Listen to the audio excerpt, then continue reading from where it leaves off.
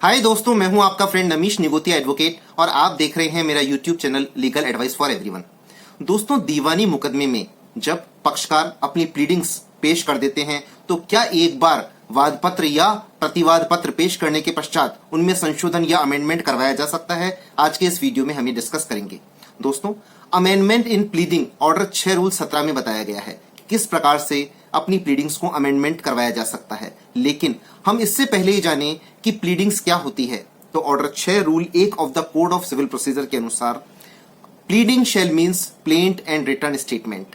Plaint जो कि वादी अपना वाद पत्र में अभिवचन करता है ऑर्डर 7 रूल 1 में, और रिटर्न स्टेटमेंट जो प्रतिवादी या defendant order 8 rule 1 of the code of civil procedure में अपनी प्रतिरक्षा या रिप्लाई फाइल करता है। अब हम ये जाने कि प्लेंटिफ अपने प्लेंट को और डिफेंडेंट अपने रिटर्न स्टेटमेंट को अमेंड किस प्रोविजन में करवा सकता है। तो order 6 rule 17 of the code of civil procedure दिया गया है। एज पर order 6 rule 17 of the code of civil procedure, the court may at any stage of the proceeding allow either party to alter or amend his pleading in such manner and on such term as may be just, and all such amendments shall be made as may be necessary for the purpose of determining the real question in controversy between the parties। अब इसका एक proviso भी दिया गया है, वो भी बड़ा इंपॉर्टेंट है। वो ये है, provided that no application for amendment shall be allowed after the trial has commenced unless the court comes to the conclusion that in spite of due diligence the party could not have raised the matter before the commencement of trial। इसका क्या मतलब हुआ दोस्तों? Order 6 rule 17 of the code of civil procedure में जो महत्वपूर्ण बात दी गई वो एक दी गई कि अमेंडमेंट किसी भी स्टेज पर अलाउ किया जा सकता है। कोर्ट में allow amendment at any stage.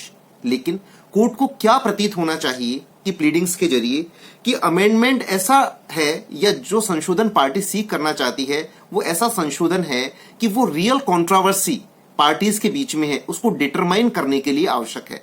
तो कोर्ट किसी भी स्टेज पर अमेंडमेंट को अलाउ कर सकती है। अब प्रोवाइजो का क्या महत्व है दोस्तों? तो जो प्रोवाइजो सब्सिक्वेंटली ऐड किया गया, इस प्रोवाइजो का मीनिंग ये है कि कोई भी एप्लीकेशन अमेंडमेंट की कमेंसमेंट ऑफ द ट्रायल के बाद अलाउ नहीं की जाएगी जब तक कि कोर्ट को ऐसा प्रतीत ना हो कि वो जो पार्टी है जो अमेंडमेंट सीख कर रही है उन्हें सारी सावधानी बरती फिर भी वो before the commencement of the trial वो अमेंडमेंट को सीख नहीं कर पाई। अब क्वेश्चन उठता है कि अमेंडमेंट इन प्लीडिंग या order 6 rule 17 of the code of civil procedure की एप्लीकेशन हम कैसे प्रस्तुत करें? तो जो दावा चल रहा हो उसमें हम एक इंटरलॉक्यूटरी एप्लीकेशन हमें फाइल करनी है। उसमें सबसे पहले जिस कोर्ट में दावा या सूट चल रहा है उसका पूरा नाम लिखें, उसके बाद केस नंबर लिखें, फिर जो सूट में टाइटल है पार्टीज का वो एज इट इज टाइटल लिखें, फिर हेडिंग लिखें कि application for amendment in pleading under order 6 rule 17 या अभिवचनों में संशोधन के लिए प्रार्थना पत्र अंतर्गत आदेश 6 नियम 17 सह पठित धारा 151 व्यवहार प्रक्रिया संहिता। फिर क्या अमेंडमेंट चाहा गया है उसका पूरा विवरण देवें। फिर आप ये लिखें कि अपने अमेंडमेंट के जरिए आप क्या नया पैरा ऐड करवाना चाहते हैं या कोई एग्जिस्टिंग पैरा में संशोधन करवाना चाहते हैं या कोई पैरा को डिलीट करवाना चाहते हैं। फिर आप उस जगह का विवरण दें कि कौन से स्थान पर आप अमेंड करवाना चाहते हैं। जैसे उदाहरण के लिए पैरा नंबर 6 के बाद आप कोई पैरा जुड़वाना चाहते हैं तो आप लिखें कि मैं पैरा 6A पैरा 6 के बाद ऐड करवाना चाहता हूं इस अमेंडमेंट के जरिए। फिर आप इसमें यह आवश्यक लिखें कि इस अमेंडमेंट से पार्टी ऑपोजिट पार्टी को कोई भी प्रेजुडाइज कारित नहीं होगा। ये भी लिखें कि इस अमेंडमेंट से कोई नया कॉज ऑफ एक्शन अराइज नहीं होगा।